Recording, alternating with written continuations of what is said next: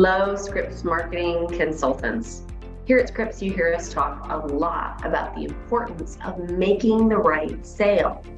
Well, in order to do that, it's critical that we set expectations on what success looks like for our clients.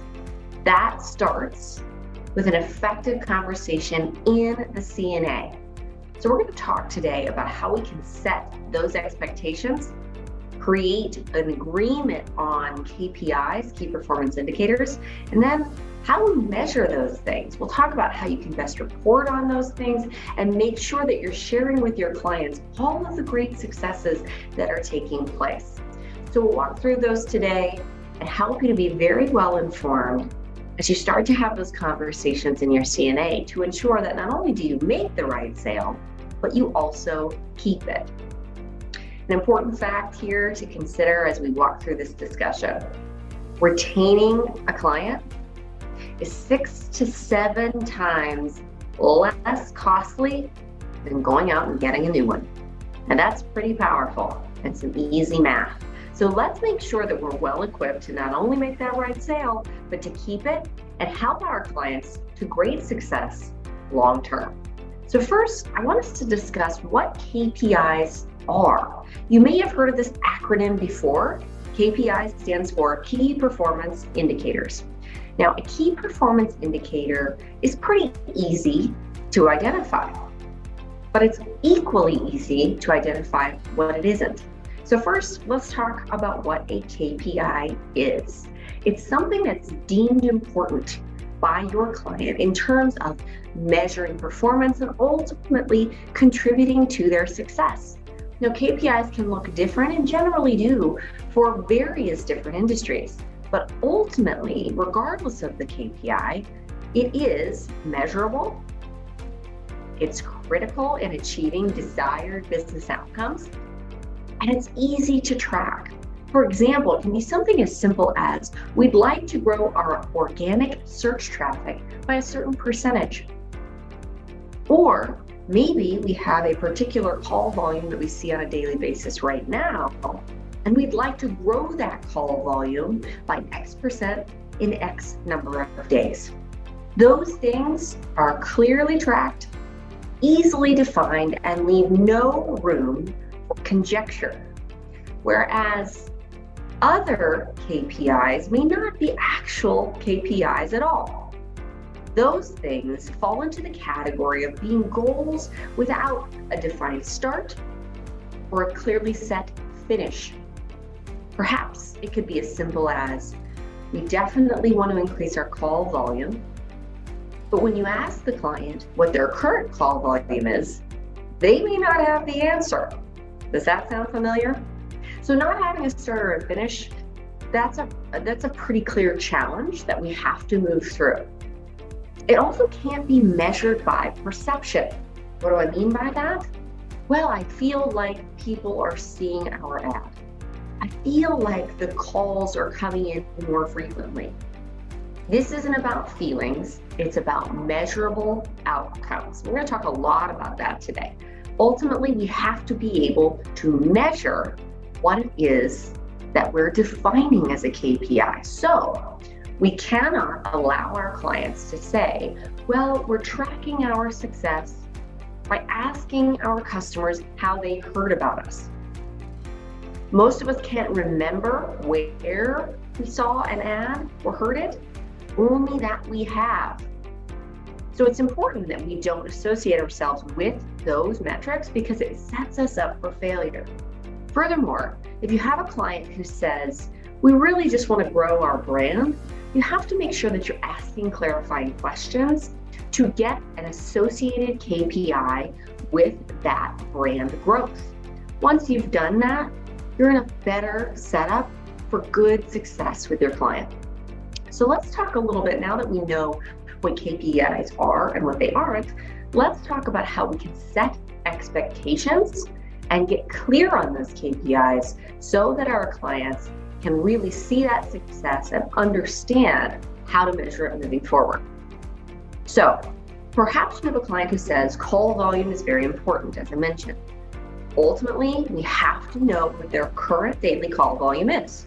And what is their desired call volume? So we talk a lot in SSP about current state and desired state. This is not unlike that question. We're just getting clear on current state and desired state as it relates to measurable outcomes. So once we've done that and we know where their current call volume is and where we want it to be, then we can agree upon a tracking modality. Meaning, do they have someone at the front desk who's tracking the number of calls? Do they have an answering service? Do they have a click to call button on their website?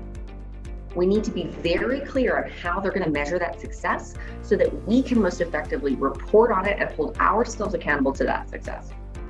Now, perhaps it's lead generation. A little bit more of a broad KPI, but ultimately very important. So how are we going to measure lead gen? Well, it could be through form fills. It could be through the contact us or the contact me buttons.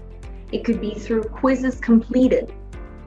There's a lot of ways that we can create lead generation, but ultimately, again, it comes back to certain metrics have to be established, and we have to be able to use certain modalities to do that. So we might get clear on that first, on what it is that we're going to use to generate those leads, and then how will we define a conversion? So we talk a lot about conversions, but for every client, that can be something different. So get clear on what a conversion means. Is it a complete form fill? Is it a completed call with that prospect? Those things will help us to have an effective reporting meeting. Then we need to help them by discussing their follow-up strategy. Oftentimes, we have the conversation about lead generation, about tracking phone calls or form fills. We're not holding our clients accountable to make sure that they're following up on their side. So I want to challenge you to do that with your clients. Ask them, what is it that they're doing to follow up? That's going to help you to be better informed for your next meeting. So if they tell you, we're getting these calls, but they're not turning into sales, you now have the opportunity to ensure that they're holding themselves accountable to closing those leads, because we can't close the leads for them. Lastly, organic search is one of the more important KPIs that we measure ourselves against. But we have to know what their current unique visits are and what are their desired visits, much like we talked about in discussing call volume. Perhaps it's an improvement in click-through rates as well, or an improvement in their bounce rates, meaning how long people stay on their website. First and foremost, it's critical that we acquire read and analyze only access to their Google Analytics. When we do that, we can read and analyze what's happening on the back end of their website to ensure that we know how to report on it. This is critical because it helps us to show them what's working well and to continue to optimize and improve as we work together. So, in summary, make sure that we understand what we'll measure. Where are we starting? Where do we want to go? No matter what the KPI is, leave no room for perception. If we leave room for conjecture here, we set ourselves up for a greater likelihood of cancellation. And ultimately, none of us want that, right? So we have to make sure that we agree upon a metric, a measurable outcome, and then set realistic expectations, timelines. If we're building an annual, which we should be, what are the mile markers all the way along to the finish line? What will we do until then? Will we measure at 3 months a certain percentage of growth in organic search traffic? At 6 months, a certain number of leads brought in above and beyond the average? Those are things that we want to set up those KPIs and metrics all along the way to the end of your first year in partnership. What that does is helps these clients to continue to be bought in on the great work that you're doing, making sure that you're managing their expectations and keeping them excited about all the growth that's happening. Now, when we ask for those goals, sometimes we don't get the answers we want. For example, you might hear, well, we really just want to grow our brand, or we just want to increase interest in what we do, or we want to drive sales. All of those things are important. They're valid goals, We have to ensure that metrics are aligned with those goals. So how can we measure how they'll grow their brand? How can we measure increased interest on what they do or on driving sales? So I want to encourage you to ask those questions. And it's simply, how will you measure that? Yes, I agree. Absolutely. You definitely want to grow your brand. How are you measuring that? Continue to get clear on what that means, and then make sure you jot it down so that your reporting meetings will communicate that. Now, when it's time to close, to ask for the business, it's important that you set expectations here as well. It can be as simple as, we want to be pacing toward a 2-to-1 net ROI as we approach a year of partnership. Or we'll meet with you monthly to show you what's working well and optimize it. Or we'll take a look at how you're capitalizing on the leads that we bring to you. And again, that just helps you to put the ball in the client's court to ensure that they're doing their job after we've done ours. Now, as we think about setting metrics for success and creating those mile markers, as I mentioned, building an implementation calendar is a really critical way to communicate with your clients your plan, demonstrate your expertise, build trust, manage their expectations, and ultimately help them to see the path forward toward their success. It's as simple as a table in Excel where you detail the tactics and the months in which they're running throughout that year in partnership. Now, I want to caution you here.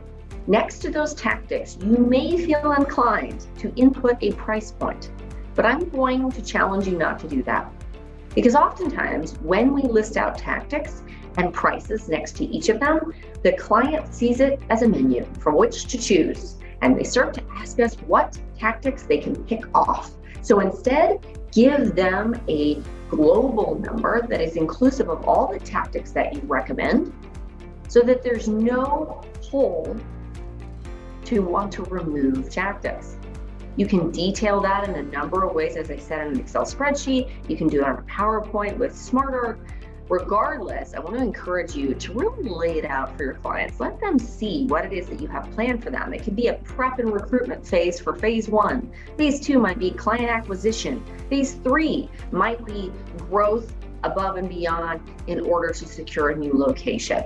So be thinking about that and how you can really illustrate their path forward.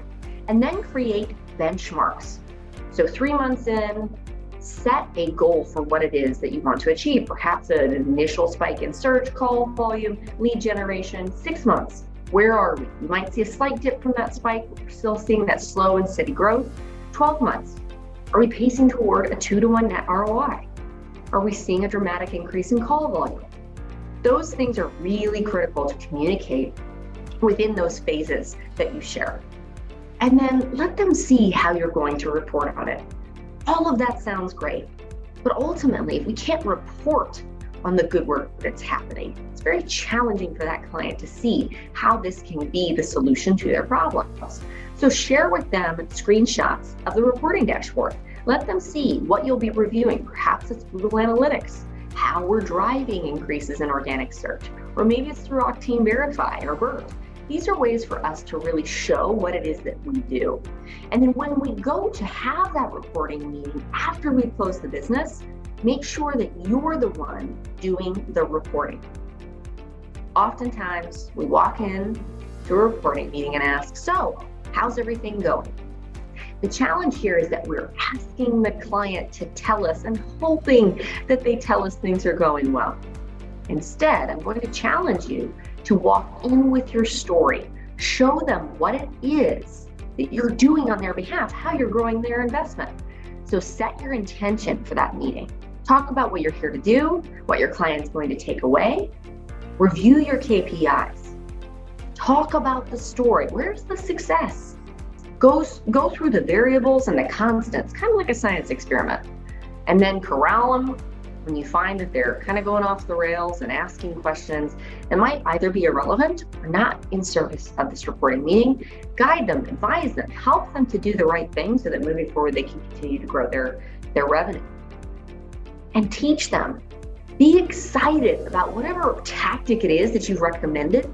Let them see how it's working. We get to teach our clients what's normal, right? We get to teach them what they should be excited about and be optimistic about and look forward to. So I want to encourage you to have that tone when you approach your reporting meetings. Now, you may face some common objections in those reporting meetings. They might say to you, we're not getting leads, or we are getting leads, but maybe they're not turning into sales. Let's make sure that we're holding them accountable and reminding them of the fact that we can bring leads, but they have to close them.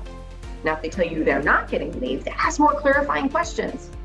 How do we know they're not getting leads? If we're reporting and seeing lead generation, is it because they're asking for a different type of lead? Do we need to redefine the target? I can't tell a difference is a common one. Again, go back to the data. It's not about conjecture. Show them their starting point, remind them of that, and then show them their current mile marker. How much success have they achieved? Or maybe they say, we ask people how they heard about us and no one says they heard of us from you.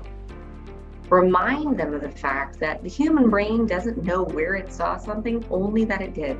I love to use the analogy of Flo from Progressive. Most often when I ask the question, have you seen Flo from Progressive lately? They generally say, yeah. When I ask them where, typically most people don't have an answer. That's because we can't recall where we saw something, only that we did. So I want to encourage you to be prepared for those objections. They absolutely will come up. But know this, creating finish lines and defining success, those are the things that are going to help to minimize those objections and help to get your client focused on the outcome, on the opportunities that exist, and how we're going to create a path forward to get them where they want to go. So stay the course. Be ready for those objections, be prepared, and have your story so they understand what success means. And lastly, most importantly, be passionate, be convicted about what it is that you're here to do. You are the solution to their problem. What you offer is in service of all their hopes, goals, and dreams. So I hope you leave this conversation today feeling inspired, feeling clear about what it is that we're here to do and how we can help clients in a big, big way.